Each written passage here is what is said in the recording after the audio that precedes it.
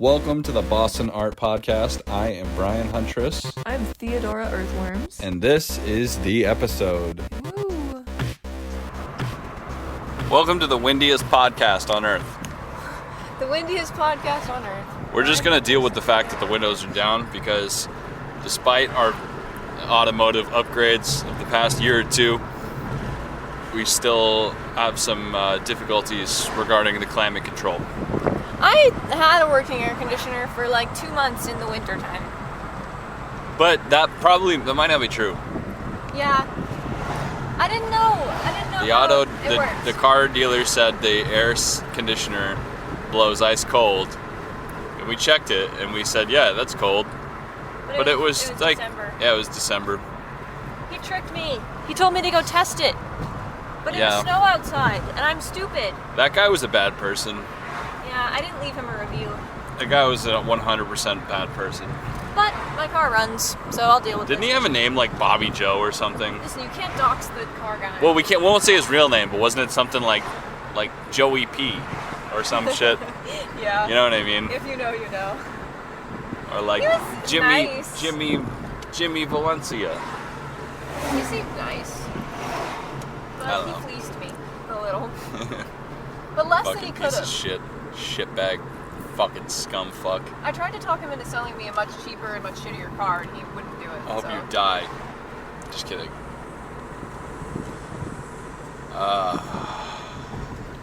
Anyways. Do you believe in souls? Like, do you think that you have a soul? I mean, no, but I don't... Really? Like, for real? I don't think that there's nothing in there, but I wouldn't call it a soul. What would you call it? A spirit? A ghost? I don't know shit about anything, but I think the closest that I would say that I believe in is energy. Like, I think scientifically energy cannot be destroyed. And something that we don't understand makes people be alive. So, that's all I know about that. So, it's kind of interesting because, like, I agree. But is soul and energy the same? Is it a semantic difference, or do you feel like it's a real big difference? The concept of a soul implies a lot of other stuff. Like what? Like heaven and, like, you know? That's true. Like, souls are like little orbs of white light to me. Yeah, that's complicated because I definitely do not believe in heaven and hell. I don't think that's real at all. But part of me definitely believes that like souls exist, Yeah. which is weird because that you're right that if souls exist, then it kind of implies. Well, another thing too that I more. think is, this is controversial, I guess. I mean, all of it is, but Okay. I feel like the idea of a soul implies that a person's personality carries over after death, and I don't think that's true. Because, like, if you think about the things that make up you or things that make up me, a lot of that is my brain chemistry. Like, if I went to heaven, I was just going to say, if heaven is real, it sounds boring, because I have ADD. I was going to make a joke about that, and then I realized... I wanna go to hell. Yeah, that's funny, but I also feel like if I don't have a brain, I don't have ADD anymore, which frames a lot of the way that I think and feel, which is a big facet of my personality. Damn. So it's only energy. It's not me. Alright, what can I get for you? Hi, could I get a medium iced coffee with 1 almond milk and 1 sugar? Medium ice, 1 almond milk, 1 sugar. Yes. What would you like, Theo? A peach passion fruit refresher. A medium peach passion fruit refresher. And a plain With green tea, coconut milk, and lemonade. green tea. Green tea. And what do you want, a donut? Green tea, something else? Yeah, plain. And a old fashioned donut and a glazed donut. Old fashioned and a glaze. That's all. Thank you. Thank you. Fucking $10. 2 coffees, 2 donuts. $10. Yeah. For real? Yeah. What the fuck did we order? Is it my turn or your turn? Even if it is my turn, I actually currently don't have any money on my card. That's okay. So maybe I I got don't know. you. Here you go. Thank you. Even if it's my turn, I'm not paying, so. Sorry. It's okay, I'm just kidding. Yes. Say please.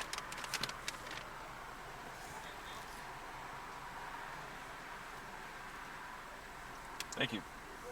Here you go. Here, you hold this for a second. Yes.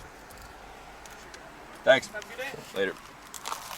Good to see you too. Later, skater. You have bad manners.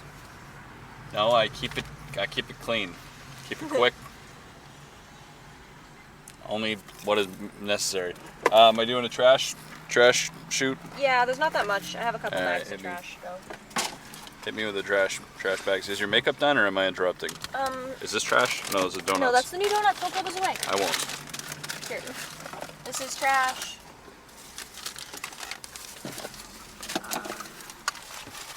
Jesus Christ. Listen. What the fuck bud. did I do?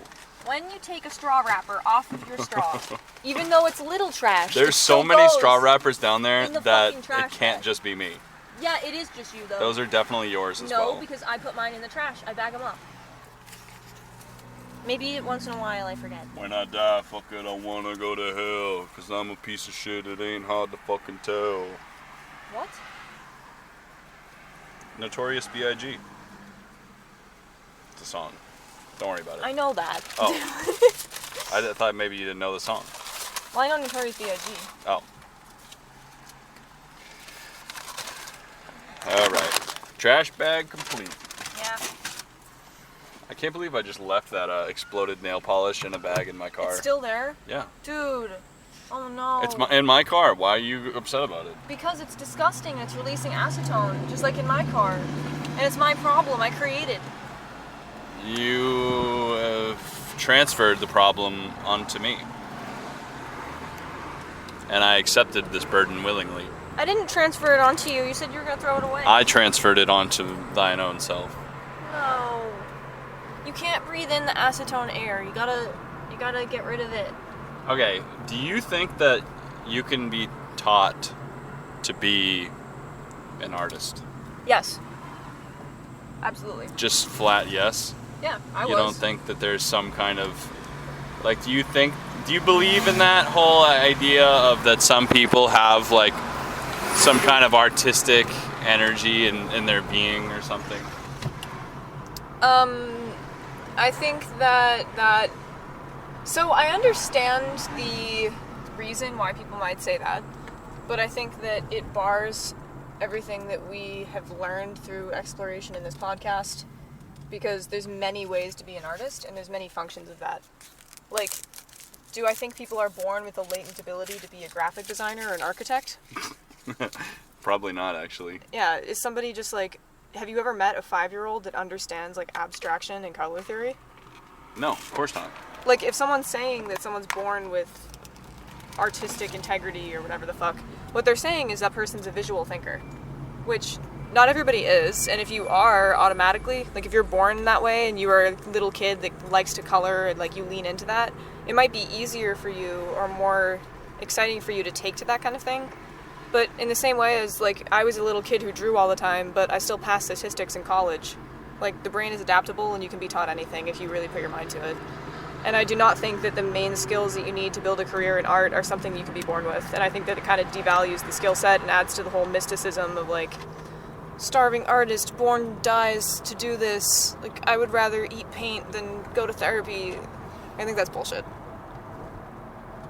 Yeah, I think that the word you use, mysticism, is pretty interesting, because I think that the artistic life and the artistic vision into the past, among the present and into the future, isn't really rooted in reality. Yeah. Or isn't really rooted in a real human experience. Like, I feel like a lot of it's very folklore, like, Yeah. you know, our vision of Picasso, of Dali, of even Frida Kahlo, who we love and respect, and she has this like epic and interesting story, and you know, a lot of people in the modern age identify with her struggle and this and that, and she's like very iconic. But she also is I wonder if I'm looking for a word similar to when you anthropomorphize, or, you know, Maybe put on a pedestal?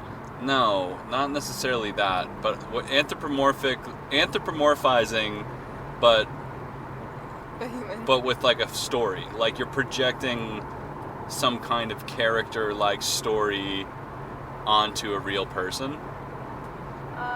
Even, you know what I'm saying? Interesting. I don't know if there's a word for that, but I know what you mean. Like, I they've don't become know. a tall tale, almost. Like you're tall taleizing somebody. Yeah. Like maybe romanticizing them? I don't know. Or over Eulogizing means talking about somebody who's dead, right? Eulogizing. That's not the right word, I don't think. Huh. I think that's an interesting thought you just had though, eulogizing. It's like, maybe on the right track, but not the right word. Anyway, There's a word but for this. when you apply those ideas, when you look at it, you can't not look at art history like that, because I feel like there's just different rules with art history. Like if you're a historian or you're writing a history book or you're curating something for a history museum, there's like some pretty serious rules. Like you have to be seriously fact checked, and you have to have your shit together if you're working in the history field. Yeah. Like you can't be fucking around and filling in the blanks. Making shit up. Right, but I feel like that's not real. I don't know, I can't speak for the museum world, but I feel like with like art history and stuff and just the way we talk about it, like people are so loosey-goosey with art history and they don't really care if it's exact because it's almost a type of folklore. Interesting. I don't know. That's just my 2 cents about this completely random and abstract topic. I feel like... Yeah. I mean, I feel like it depends what you mean, because ideally, the museum sector and art history are the same thing. Like, the people who write museum write-ups and who create exhibitions have history degrees for the most part. Like, You're are right. art historians. And the things like the fact of the matter, like what materials were used, what year things were made, like who the influences were, like those things are double fact-checked. Like, they're very to the letter. But something as nebulous, I guess, as a person's identity or their identity story, I feel like that becomes more... There is no objective truth of how to perceive someone. So that becomes a little bit easier to...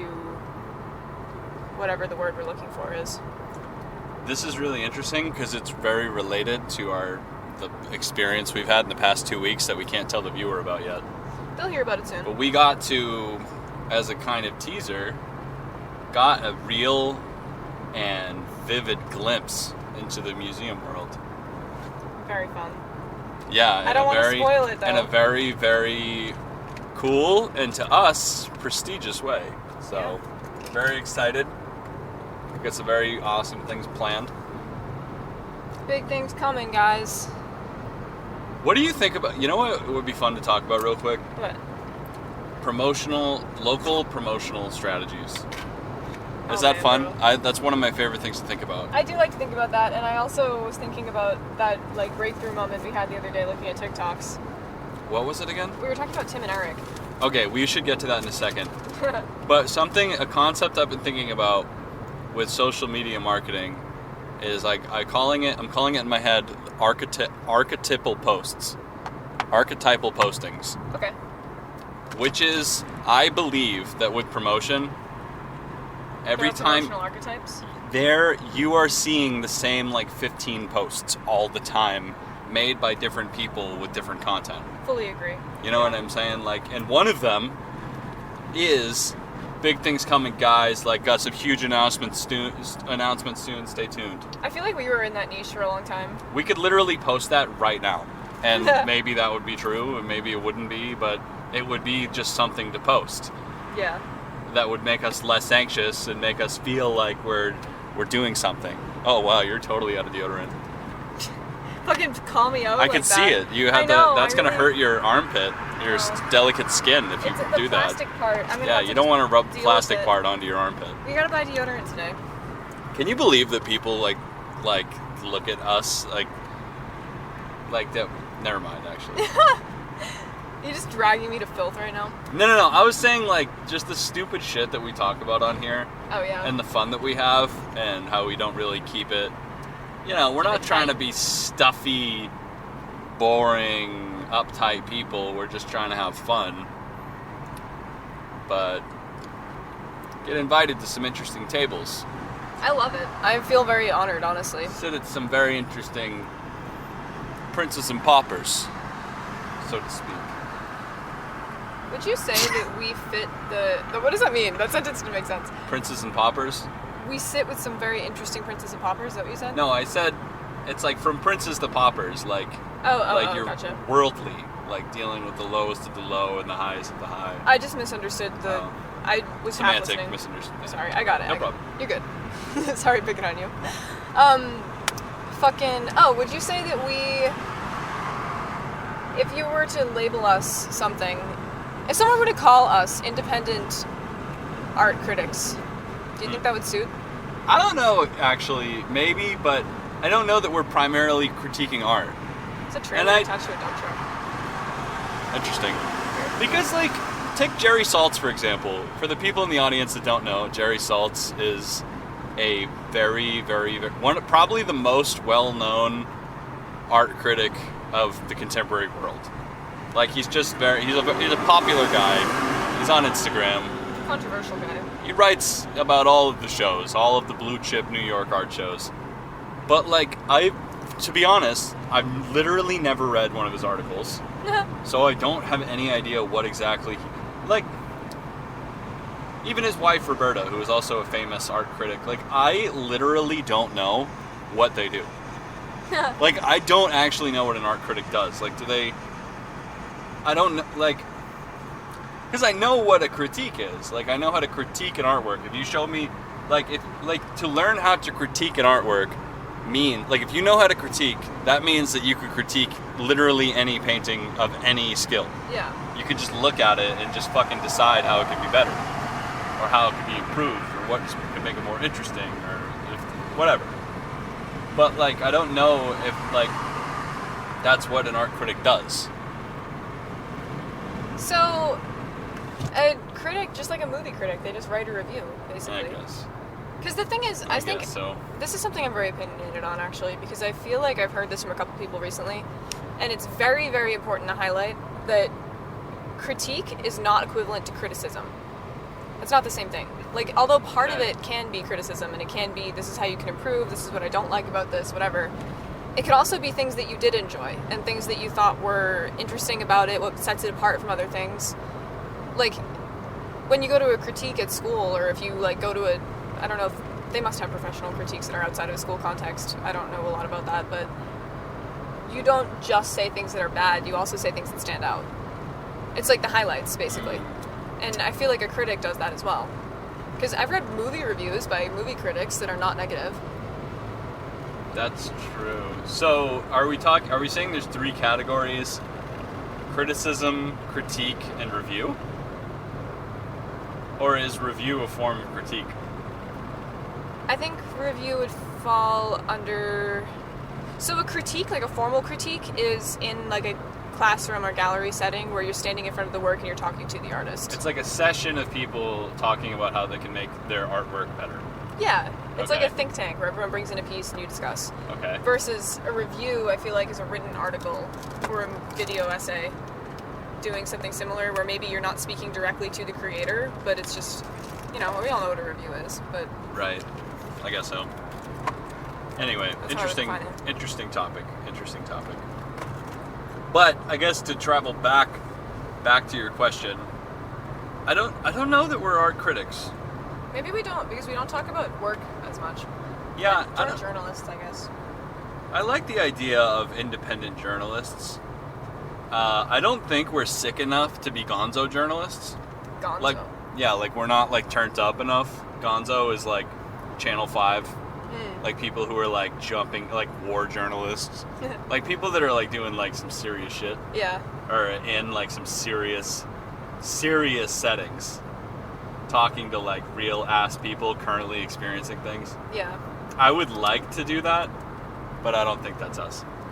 Can I quickly interject? Okay, I was gonna ask about that. Oh yeah, honestly, know- fuck the sound quality. It's so hot in this Dude, fucking car right people now. don't come to us for crisp, beautiful ribbon mic audio. Yeah. They just come to us for the content. Anybody Oh, I have an idea. that Hold on. has an issue with what? Oh, the back windows? Try rolling your window up. Ooh, good thought. I think that's better. Oh, okay. Actually, That's this is infinitely better. better. So we got a little bit of breeze, but a little less sound. Yeah. Okay. Love that.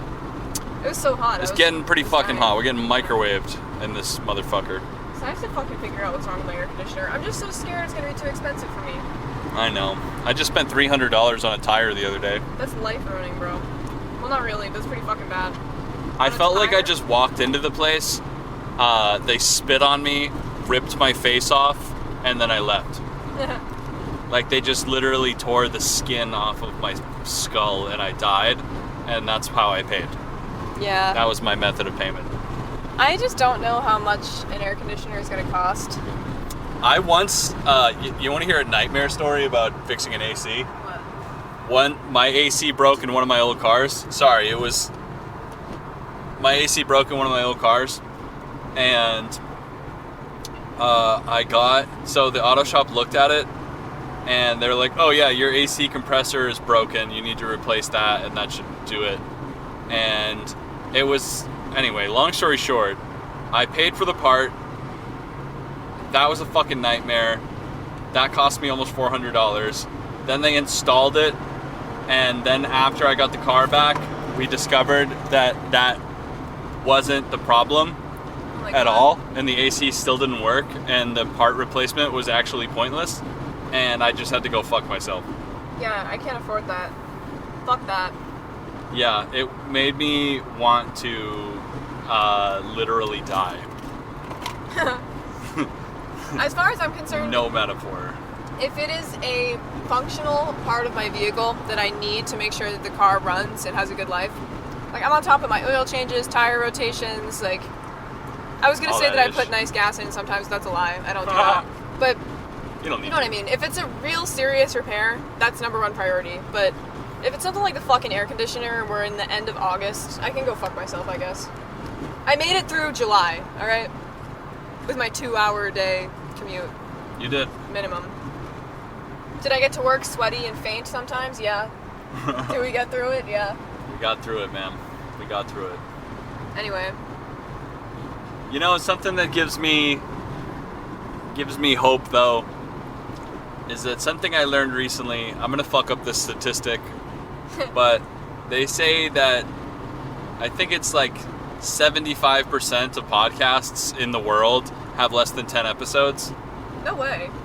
Yeah, Google that statistic real quick. like I think, but I guess what I'm saying, what I was learning is that Yeah. a massive majority of shows and podcasts and people trying to do this kind of media do not continue. Yeah. And the vast majority of podcasts that aren't started by career transitioning celebrities, people that started in the media mud and then built a podcast from scratch, started to like make money and get massive traction probably around like episode like 400 Yeah. or some shit, you know what I mean? Like deep in, like possibly 1,000 episodes, hundreds of episodes.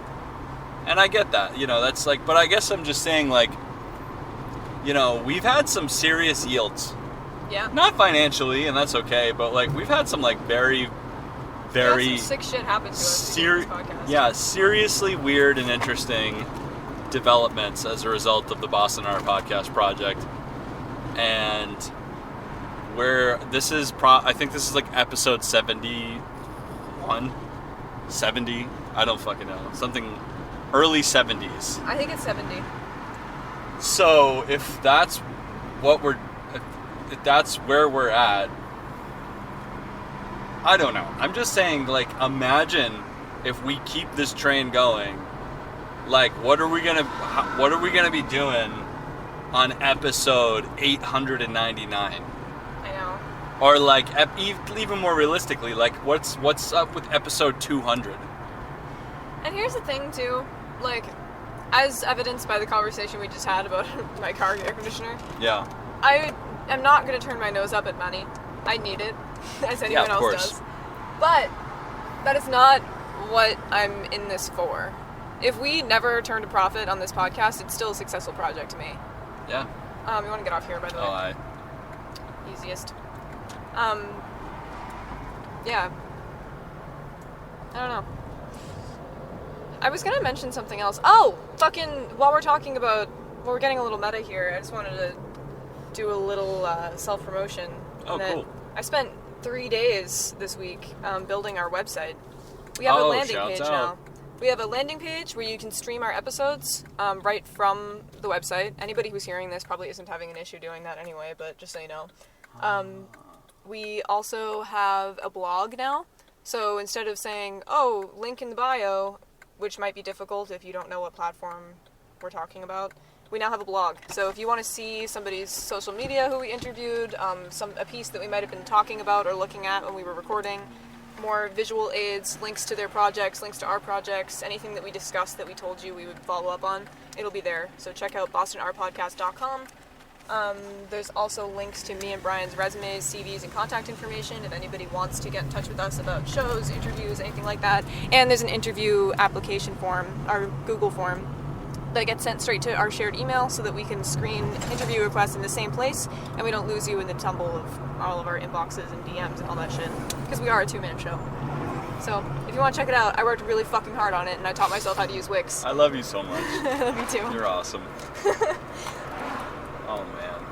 I also built myself a website, but that's a non sequitur. What? I just love you. You're awesome. Me It's too. a very good plug. Why are you laughing at me? Nothing. I don't know. I'm not laughing at you. I I also, love you. my friends noticed this before I even said it, so I'm just Okay. gonna fucking say it. What is it? The color scheme of the website matches my hair. Awesome. It's That's black good. and teal. So Good. Hey, that's good. Just saying. What the hell was I about to say? Oh, shit. Lost my train of thought. That's fine. Fuck, what was I going to say? www.bostonartpodcast.com. Oh, I remember what I was going to say. Maybe we could modify the outro message to have it include something like, and for more information, visit bostonartpodcast.com. That would be a really good idea. Just a quick tag. Maybe I could record a soundbite saying that and tag it onto the end of your soundbite. How far into this episode are we? Because I actually had an idea. 27 minutes. Oh, that's not bad at all. We have plenty of time. I wanted to talk about professional development as an artist because I feel like that's something that I can actually speak on pretty well, that I've been learning a lot about recently in the last year and a half. And I feel like I could say a lot about that. Yeah. What are your thoughts on professional development as an artist?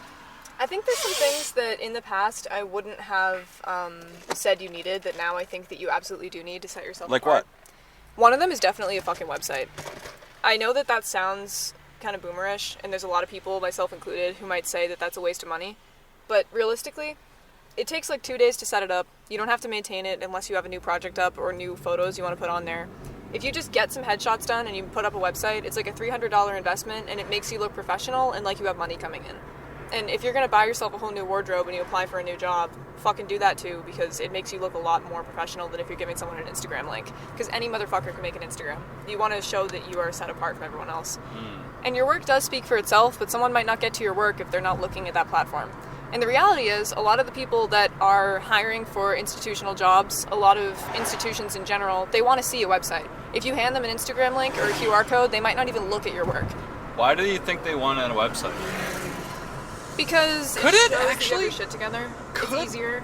Could it have anything to do with the fact that real larger institutions with internal servers and internet usage and Wi-Fi connections block social media sites? That could be.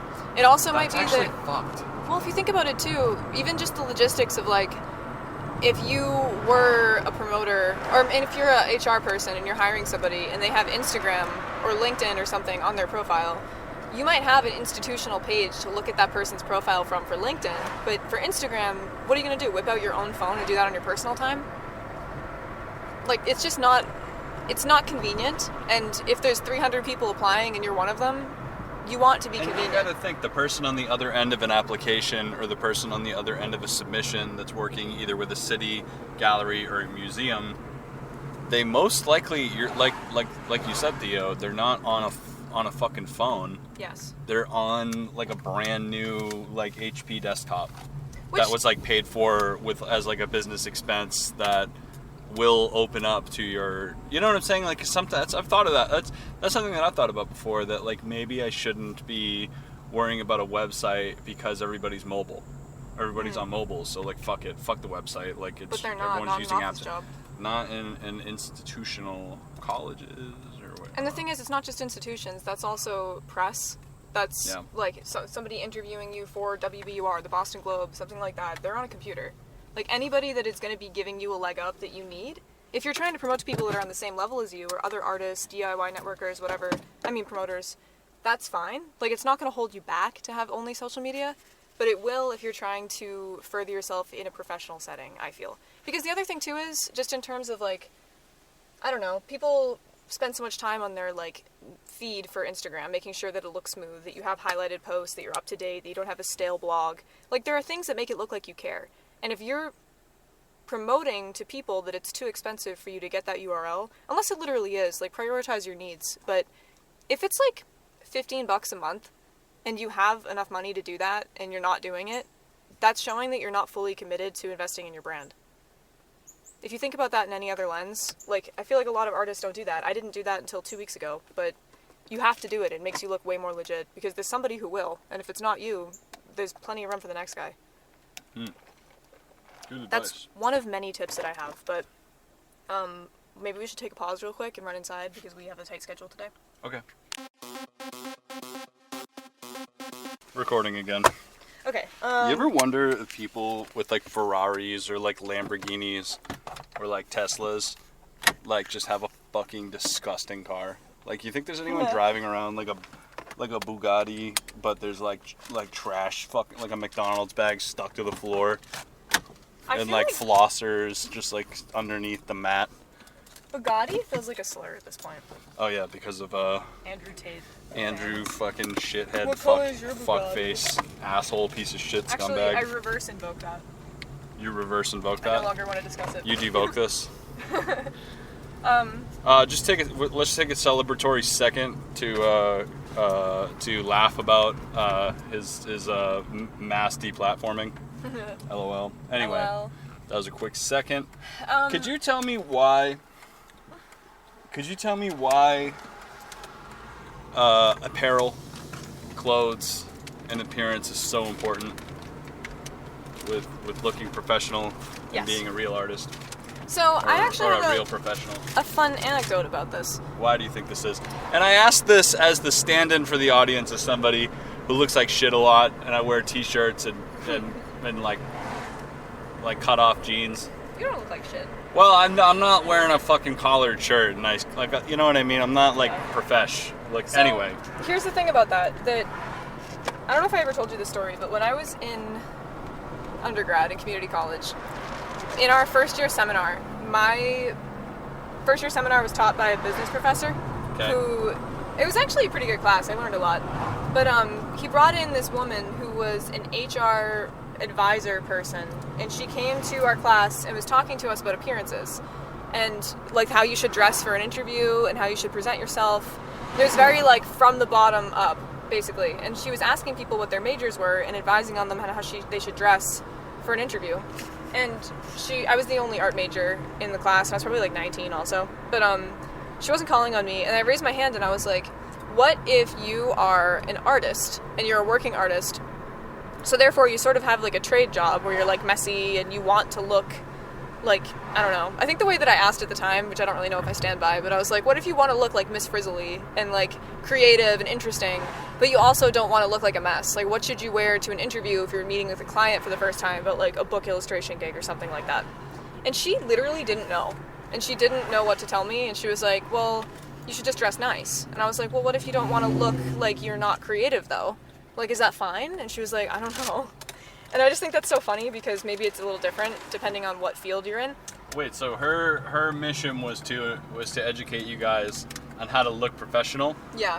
but And she didn't know how to field that career path specifically, which I remembered because I was very confused. And my takeaway from that was that the whole thing was bullshit and nobody should tell me how to dress, which was not the right takeaway.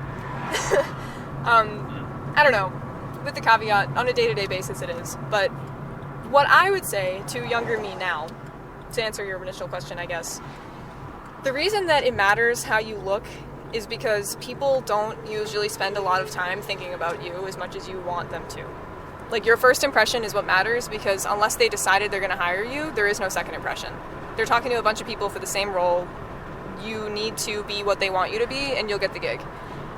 And that doesn't necessarily mean that you need to, like, spend a shit ton of money on a new wardrobe or, like, get your nails done, get your hair done, like, all that.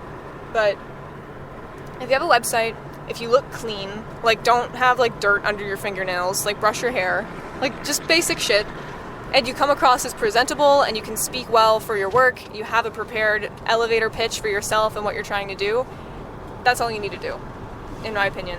But I think those things are very important, because if you don't address those things, there's an expectation set already. There's a societal expectation that you look presentable for your interview. So if you're the person that isn't doing that, I think there are some people that think that that comes across as, like, extreme confidence. Like, it's sort of like, there's money in my bank kind of thing. But unless you literally have fuck you money and it doesn't matter what the outcome of the interview is, you don't really want to be the person that is making a point of saying that they didn't care enough to present themselves well for the interview. Because I think it's a respect thing. And there's somebody who will, that could do the job just as well as you, most of the time.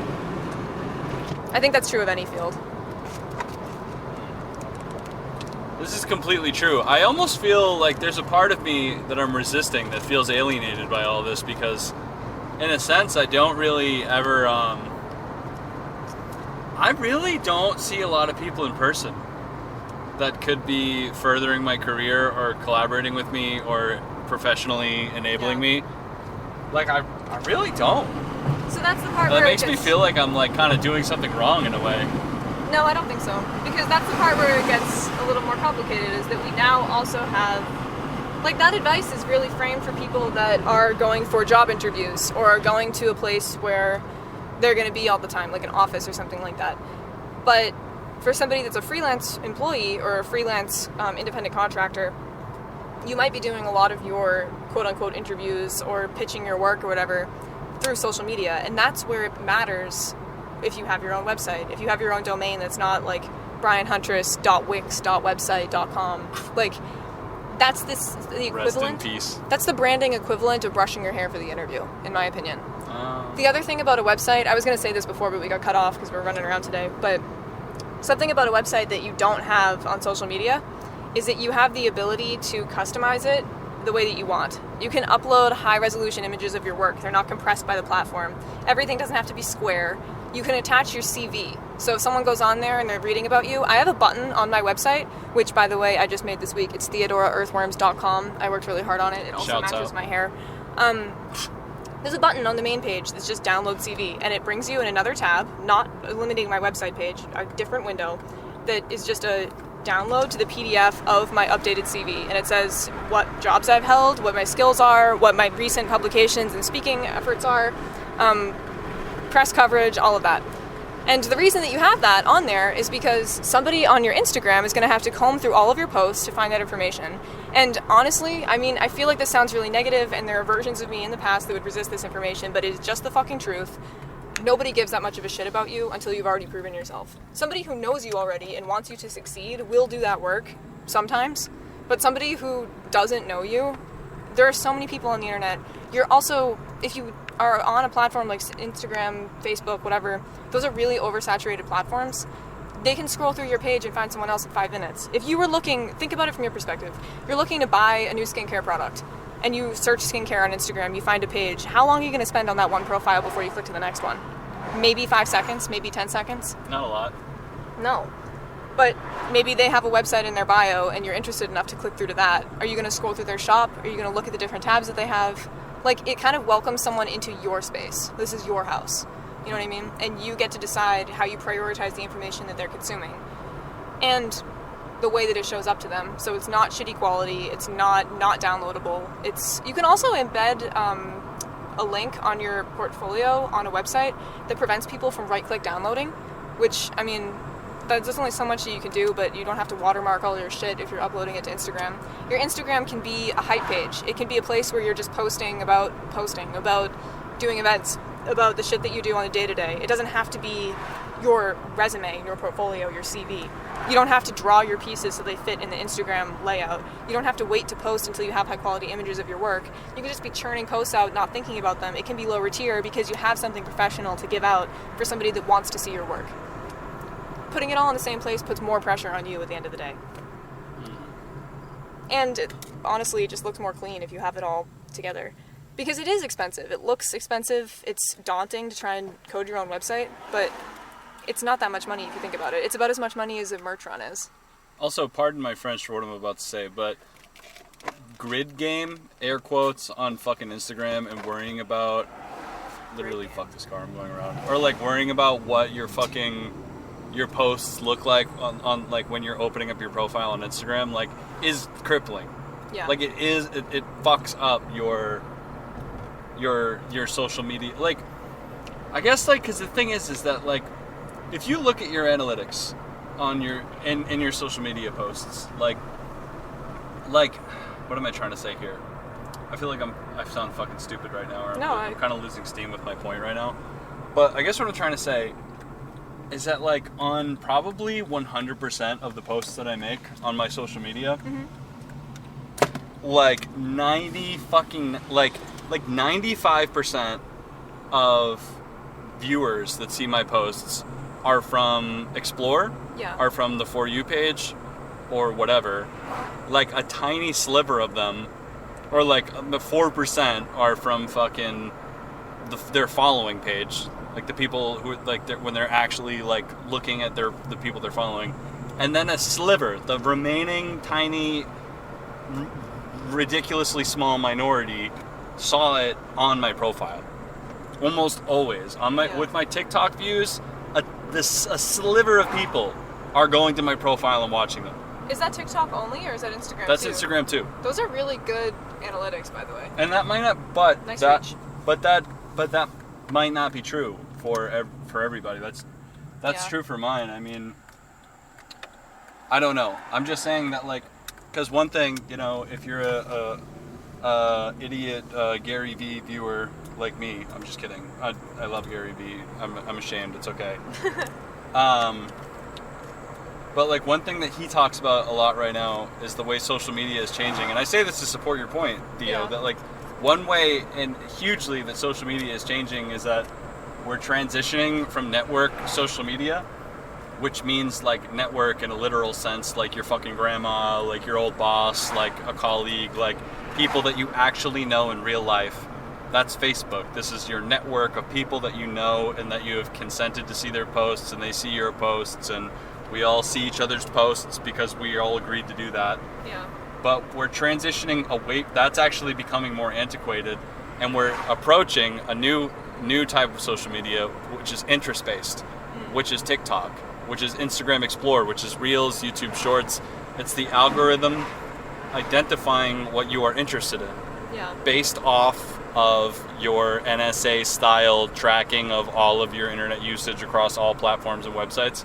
Which sucks, we don't like that, but they're fucking doing it. And unless you're gonna go off the grid, they're gonna be tracking your ass.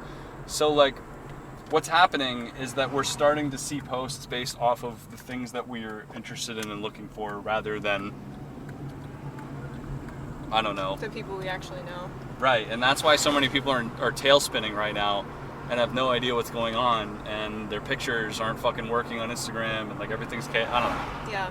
It's because it literally doesn't matter how pretty your page is. You're going to get exposed to people based on the algorithm, which is going to be based on the kind of things you're posting, which also includes the quality of your content, which is a whole other issue. But I guess another thing too that I do want to stress, though, is that, Brian, you are an expert at, like, content creation and social media posting. No, but I think that something that you're skimming past here is my analytics don't look like that at all. Like, it's really difficult for me to get my posts onto the Explore page or For You page. Most of my exposure is from people who already follow me, unless I pay for a post to be promoted, which I don't really do anymore. Because I don't post as consistently, and I don't have that kind of branding. Like, you are on a very particular path, but for somebody who maybe isn't social media oriented or doesn't have that kind of leg of their branding that is social media based, A website and having your own platform that you're in control of, that you pay to have control of, you know for a fact it's not going to change without you knowing in the next 2 years. The branding is going to be no different. If you find something that works for you and you stick with it, you're in control of that. You own that. And I really like the idea of just letting your website be professional. Like your website has the high quality images, it has your fucking headshots, it has your CV, it has all these things that, you know, that potential employers or whatever care about, so you can just let your Instagram be fucking pictures of your fucking kids or a drawing you made, or like, Yeah. you know what I mean? It doesn't have to be, you don't have to focus on grid game. I keep saying that. That's probably like an antique, like 2018 Instagram term. I kind of like it. People used to talk about that a lot. Like that was something that used to like plague people, is worrying about what their Instagram looked like Yeah. when somebody clicked on their profile, and not worrying about the posts, Yeah. what they're posting.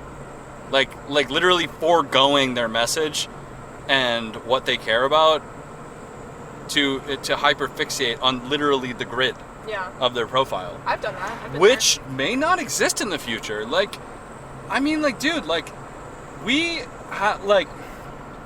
talked about this with Ed Newt, actually, which is kind of interesting. What are these people doing? We talked about this with Ed Newt, where he is a lot older than us, and one thing that I thought was very profound about his story is that his career has transcended multiple huge technology changes and overhauls in his industry. Yeah.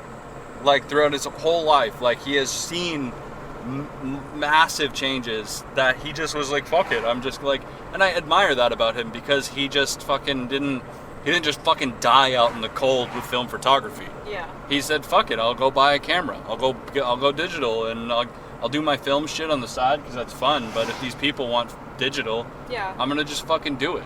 Yeah. And I respect the shit out of that, because like I'm gonna be 27 in the fall, you're 25. We have not seen, like, I had a phone, like, you know, like, I had a phone, like a little Verizon flip phone when I was a kid. Yeah. Like, I've had access to the internet since I was like 9. Yeah. And there's been massive technology changes throughout that time, but none of them have given me whiplash. All of them have been like, yeah, this completely makes sense. Like, this transcending up the ladder makes sense intuitively to me, and it's like when Snapchat fell off and we all did Instagram stories. We're all avid Snapchat users, so that when Instagram stories came out, we were fine. Yeah. We knew exactly how to use it. But I think that also speaks to your adaptability, because I think there are a lot of people that don't feel that way. Speaking about Snapchat specifically, I was having a conversation, this was not in the context of branding, this was about dating actually. And I was talking to a friend of mine about Snapchat, and she was going on a first date with somebody who she met on a dating app who is 28 or 29 or something. And she was trying to guess if he would have a Snapchat. And my friends were like, if someone who is 29 has a Snapchat and avidly uses it, that is a red flag. They're either a drug dealer or like a creep. Yes. I'm just kidding. Or I they're... mean, yes, though. Like, they're trying to sell you homegrown weed out of a takeout container. That's what that means. But the thing is, there are people who don't know that. Like, there are people that just didn't stop using the apps that they were used to because they're not adapting and they don't have a reason to. Like, there are also, like, that random guy you know from your high school that still posts on Snap all the time. Or people who post long Facebook statuses still and haven't adapted to not doing that anymore. And also, as a disclaimer, we know, that there are massively different communities and demographics using apps differently. I'm not apologizing to the Snapchat people. I'm just saying, like, for example, we don't know shit about WhatsApp users. I mean, yeah. And they have, like, 5 billion fucking users every day. That's true. So, we're not, like...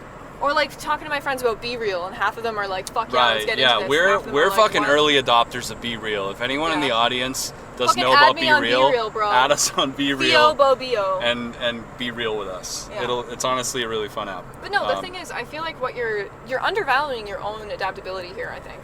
Because that's not intuitive for a lot of people. That's true. But I guess my overall point, so I may have a blind spot there with my own personal feelings and experience, but my overall point is that we may be focusing on things with our social media usage right now that may be exploded out and decimated and gone and replaced with new technology. Like, you may not have an Instagram fucking grid in the future. Yeah. Like that, you might not have a Facebook profile literally you might have a Facebook, you might have a Meta platform that you fucking use and interact with your fucking cousin on. You know what I'm saying? Like that shit might exist. But like think about it as in the same way of the change from tintype photography to like a fucking like iPhone fucking 14 fucking camera. Yeah. Like these are things that like cannot be predicted. The technological advancement of the things we're using can't be predicted. And on top of that, with social media, we're not even fucking talking about hardware. Yeah. Like the phones have limitations, screens have limitations. Like they're not gonna make like Star Wars hologram things that you know what I'm saying? Yeah. Like that has its limits and that has a cap on how fast it can develop. But what doesn't really have a fucking cap is software. Yeah. Things that are intellectual property that are coded into the hardware we're using. That shit is fucking limitless. And if you're putting all of your fucking money on just one way that it's happening right now, like it will burn your shit down. And here's another thing too that I feel like is interesting about all of this, just to expand a little bit. This is a little bit backpedaling, but all right, 2 different points. Okay. One, what we were talking about with Snapchat a second ago, I also want to add the second layer of that conversation that I found really interesting, which was that logic that it's only for people that are like fucked and haven't developed is only because it's only if you're in your late 20s or early 30s. Because when Snapchat came on the scene, for those people, when they were the early adopters of Snapchat, that was a nudes app. That was like a selling weed app. That was like sketchy shit. That's not what Snapchat is now. If you're 22 years old and you're in college, or like at the end of college, you probably do have Snap, and you probably use it like iMessage. Like there's different functions of these apps that are for different age groups, and I think that that's an interesting thing to think about too. For one that's really been fucking with me lately has been Facebook versus LinkedIn, because fucking 10 years ago or 5 years ago for me, I added potential networking contacts and personal contacts on Facebook, and I just changed my settings and changed what they were able to see, because you could do it all on the same platform. But that isn't really appropriate now. If I sent my boss at my office job a Facebook friend request, she probably wouldn't accept it for HR reasons. But you can add that person on LinkedIn and they can see your whole CV. They can get straight to the point. They don't want to see what you're doing with your friends on a Friday night, but they do want to see where you've worked before, maybe learn about your skill set that you're acquiring while you're there that would be inappropriate to maybe bring up to them in any other context unless you're applying for a new position, but they can keep in mind if there's a career development position for you that might be a good spot for you. Like stuff like that. Make sure that you're separating your audiences using these platforms intelligently. And I think that that's why it's interesting to have your own website, because if you're putting all of your content on platforms that already exist, it's sort of like employee thinking. Like you're using something efficient that already exists, it's laid out for you, and your branding is kind of fed to you because there's limitations based on the platform and the way that people are interacting with the platform and how far you can go. If you have your own platform that you can redirect people to from those websites, I can put my website link on my LinkedIn, on my Facebook, on my Instagram, on any other platform that I have, reach all of those audiences and funnel them into an unaffiliated space that I have complete control of, that shows who I am, what I do, what my CV is. There's a blog tab that's not necessarily as professional, just talks about what I'm doing. There's photos, there's a link to my Instagram and in LinkedIn and everything circling back from my website as well. It creates a cyclical conversation and shows the multiple facets of what I do and my identity. So I can reach out to all those parties without crossing over any lines that make it inappropriate or weird or unprofessional seeming. And I think that that is a sort of social nuance that is really difficult to... That changes frequently, and it changes per age group, it changes for how you know these people, and keeping them delineated like that is really helpful, I think.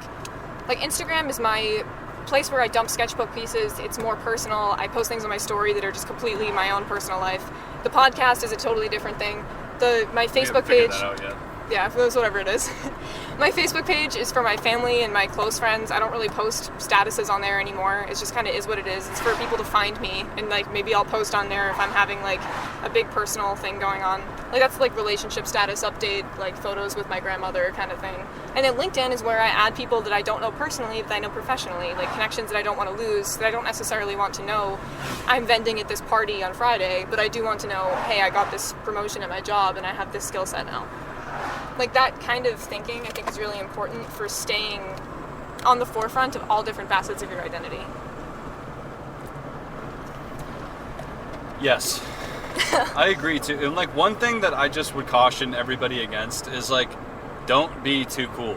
Yeah. Like ever. Like, cause that's such, like the idea, like, you know how I know when I need to adopt like, you know, like the one mental red flag or green flag I have in my mind that tells me immediately whether or not I should be, okay. If I hear about a new app or a new thing or whatever it is, and my first thought is fuck that, that's stupid. Yeah. I know for a fact that I should absolutely make an account on that thing. Yeah. Like if a new app comes out and I'm like, oh, like new app for artists, and everyone's talking about it, and I go, that's dumb. I don't give a shit about that. That I guarantee is a mistake. Why do you think that is? Because I was like a fucking emo kid. Like I wasn't popular. Like I don't fucking know. Like there's something in my DNA and in my childhood framework that makes me hear about popular cool things that everyone's doing. And I'm like, fuck that, that's dumb. Yeah. No. Nuh-uh. I'm not using Facebook, I'm staying on MySpace. Yeah. I literally did that when I was in like 2009, when I was in like 7th grade or something, and Facebook came out. I was like, I'm not fucking using that. Yeah. And then there was one day where I was on MySpace, and literally there were 0 people active on my friends list. And it like literally 0, like there was literally nobody online. And it like, I saw the writing on the wall. Yeah. It's like, it's time to go. I was like I was like on a deserted island.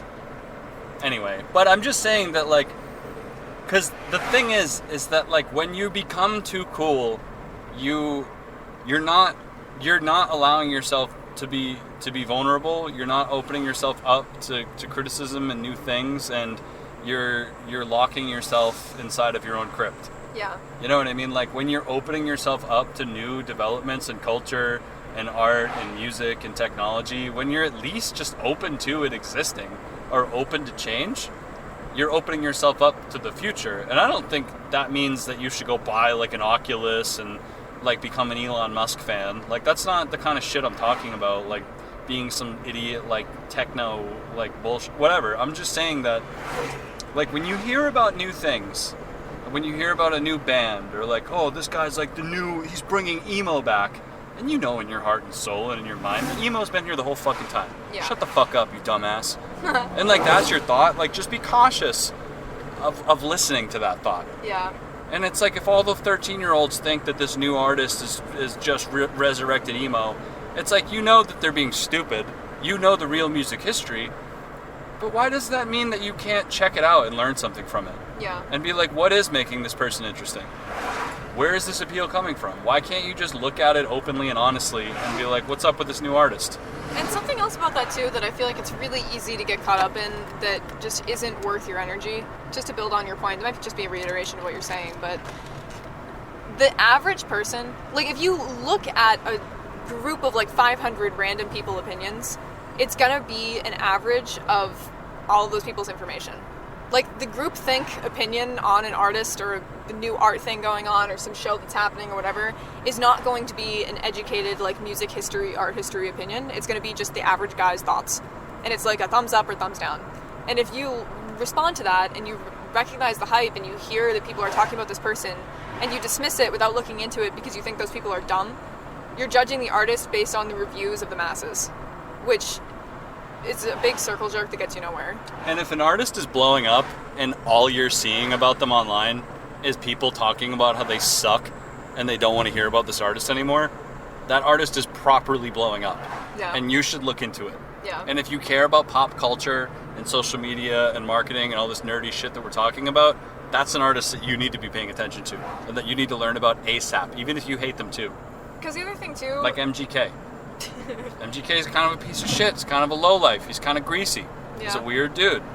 But, like, are you going to tell me that dude isn't, like, a marketing, like, fucking, like, demigod? Yeah. Like, the dude's, like, on like, level 99 promotion. And, like, you gotta tip your hat to that. And something even that if you think he's a creep and a piece of shit. Something that I think is important to remember, too, is that the trends of right now are tomorrow's music history. Like, Yeah. if you are tuned out and you're too focused on what was happening 10 years ago, 20 years ago, 30 years ago, and you want to flex and say that you know more than other people because you're aware of that, like, that might be true. You might literally be right, but you're tuning out to what's happening right now. This one's for all the guitar players and music nerds, but if you stay on the path that we're talking about and you stay that person, your future is becoming the greasy ponytail guy that works at your guitar shop, that makes you feel like a stupid, that thinks you're a fucking idiot, that tries to flex on you with like stupid antique music history and like doesn't respect you because you're like 18. Yeah. I'm just saying, like, unless you want to be that guy and you want to look like a Stephen King protagonist Yeah. working at the fucking like Blues Tunes music group fucking limited. Like, I don't know, like, is that who you want to be? Is it? Yeah. You want to be the ponytail old guy making fun of 16-year-olds in 20 years? I don't want to be that guy. It's like a core memory that I have that maybe is even more like horrifying, like short story, I guess. Okay. When I was a teenager, I used to spend all of my time hanging out at a coffee shop in the downtown of my hometown. Okay. And it was one of those shops where they didn't pay attention to how long you were there, and you could buy like one thing and hang out for like 6 hours. Yeah. So people would do that, and there were a lot of artists and music people and stuff that would hang out there. And I remember there was this one day that I was sitting with a bunch of my friends. We were all like 17 or something, and we'd just come back from the record store that was up the street. We were talking about music, and this guy, who was probably the age that I am right now, he must have been like 25, sits down next to us, and he's like high off his ass, smells like weed, and he's like, guys, I want to talk to you guys about real music, because when I was 17, nobody talked to me about real music. And he starts crying about Elliott Smith. And I think about that all the time, and it gets funnier and funnier the older I get, because some of us are that guy right now. Yeah, and Don't be that guy. It's like we love and respect Elliott Smith, his music and his legacy, hell yeah. But But the 17-year-old at the coffee shop doesn't fucking care. You don't need to tell them about Neutral Milk Hotel. Kids don't care. If you're our age or older or even a little bit younger, teenagers really don't care what you're saying or what you think. And that's fine. That's actually so irrelevant. I probably don't care what you think also. We don't care. Nobody cares what you're like. If your hot takes are that important to you, start a podcast. Yeah, Don't do try that. to just tell people about them in public. Yes, it's true. Yeah. From personal experience, if you talk about art incessantly to your friends, they're not going to want to listen. But if you do it on a podcast and don't mention the podcast and just create like 100 hours of content, it's cool. People will ask you about it.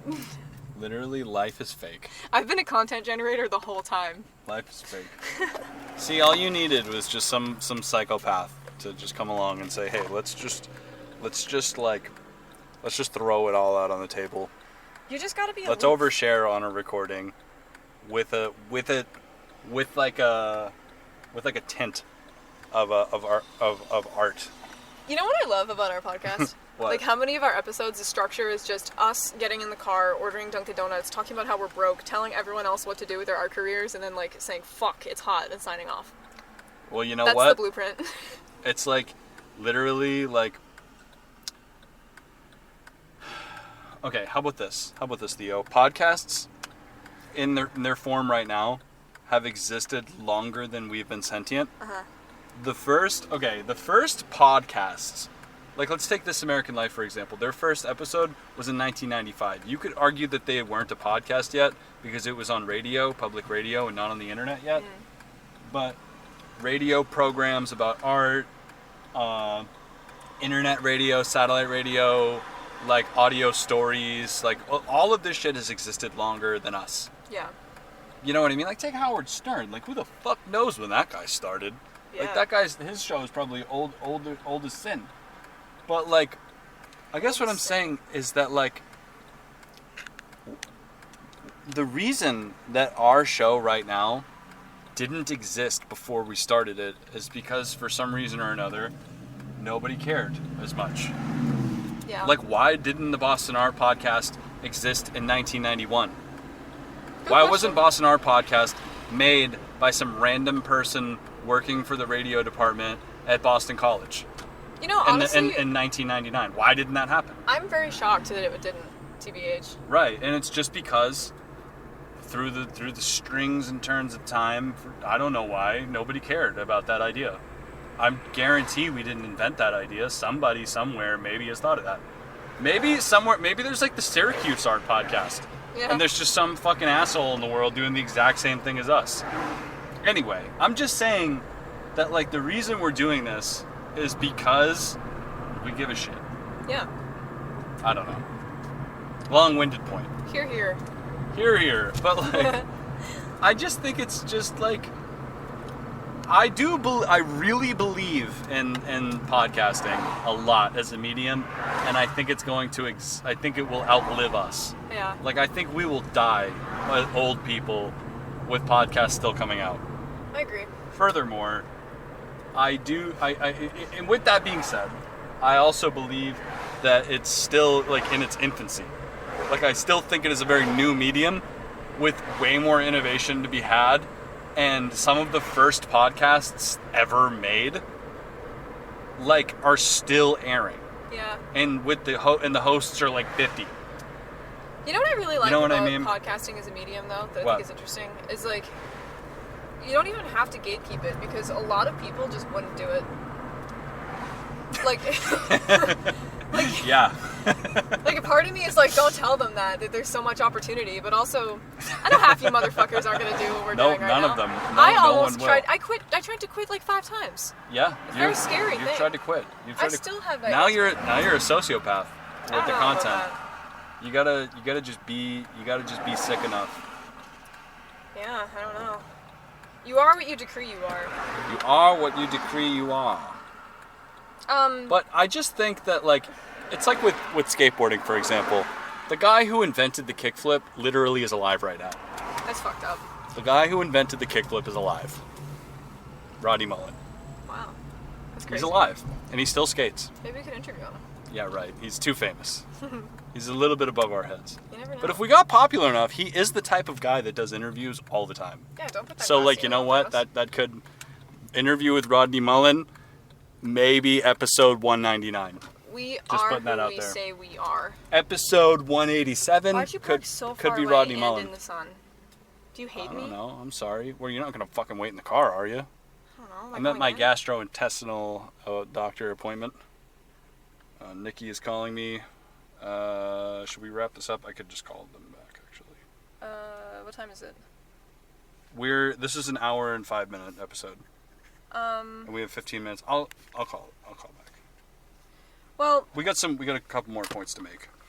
I was just gonna say, as far as the creative professionalism stuff, I feel like having a website and dressing decent aren't the only things. That just covers first impressions.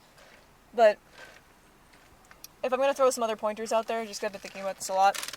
Submit your art to whatever the fuck you can. Nothing is beneath you. No group show is beneath you. No art center is beneath you. Fluff the fuck out of your CV. It doesn't matter what's Facts. on it. You just need at least 30 things on it, and you need some from this year. Submit to whatever. You should be going to art events, and art parties are fun, but try to go to some where you're not totally wasted also. Don't be drunk all the time. Yeah, don't be drunk all the time. Don't only network at raves. Also, something that I want to say. I've heard this called a wise old owl point, which is usually a pejorative. So what I'm about to say might be stupid, but I'm going to say it anyway. Shit. This is for all of the college-age people listening. But I've been going to art and music, super hip, underground shows and things of that nature in my city since I was like 17. Yeah. Me too. I have seen kings of the scene fall, disappear, and die. I've seen the most important promoters. die. If you don't know them, you don't exist. If you're on their shit list, you're never playing a show in the city again.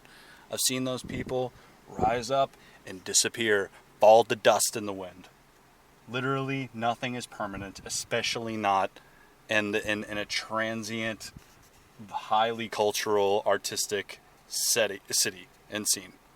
You know what I mean? Like, if you're not a part of right now, or you don't know the right people, or you're not old enough, you know what I mean, or this or that, like, I guarantee you, everybody that's in your scene right now will be gone, and will be replaced by new people. Well, I really believe that. There will be a lot of there will be a lot of people that stay. There will be locals, like, you know what I mean? Like, they're good people that are lifers. I'm not saying those people don't exist, but I'm saying, like, the superficial scene shit, like, that stuff is very, very ephemeral. yeah. And I have seen those people, maybe I'm a lifer. Maybe I'm going to be here forever. I don't fucking know. But I'm just saying that if you're not cool enough now, trust me, it'll change. And the thing is, you have to think about why the people are there and what they're doing. Because a lot of people that are the, like, quote-unquote gatekeepers are, if you go to a show and there's someone in the room that came alone and is showing their art or selling their art and is just trying to make friends and is authentically in it because they care and is trying to network, or maybe isn't trying to network, maybe they're just there by themselves and don't know what to do, or they brought, like, one friend. That person is somebody you should talk to because they showed up for a reason. If someone came and they brought a whole crowd and they're drinking and they're having fun and whatever, but they didn't really present anything, it's not really their event, they're just there for the vibes, that person might be fun to talk to, but I don't think that they're going to be the person that's going to show up if you have an event that there's 2 people at. They're not the person that's going to come no matter what. They're not the person that's in it for the heart thing. They're in it for the party. Which, I'm not dispelling those people. Some of those people do stay. But you also have to remember, like, there are people that come just for the party. Because our parties are the best parties. That's fine. But if you're in it for professional longevity, and you're in it to make connections that are lasting, you're in it for collaborations, you're in it to meet other creatives, make sure that you're paying attention not just to who's the loudest, but to who's the most real. And to who has something tangible and who can really show you what they have behind them. That is part of why having a fucking website sets you out apart from everyone else. Make a fucking website. Yeah, if I could say one thing to you, it's make a website. And make sure it doesn't look like shit, also. And make sure it doesn't look like shit. Yeah. All right, guys. We got to wrap this up. We can record again later. That's not the right time. Oh, okay. That's fine. Okay. That's all. Bye. Love you guys. Boston Art Podcast is an independent DIY production by Brian Huntress and Theodora Earthworms. The information contained in this episode represents the views and opinions of the original creators or our guests, and does not represent any institution, organization, or business. Find us on Instagram at Boston Art Podcast, and tune in for a new episode every Friday. Thank you for listening.